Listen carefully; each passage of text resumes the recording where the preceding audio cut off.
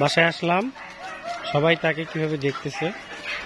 প্রথমে সিনটা আমি ধরতে পারিনি, প্রথম ব্যাপার ছিল, তো দেখাচ্ছি যে সকলেই তাকে কিভাবে করে আদর করতেছে জিমিকে।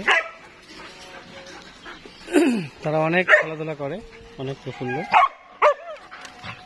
রক্স দেখতেছে তার পেটটারে কি হয়েছে, কি করতেছে এটা। তো থ্যাংক ইউ এভরিওয়ান। ওকে,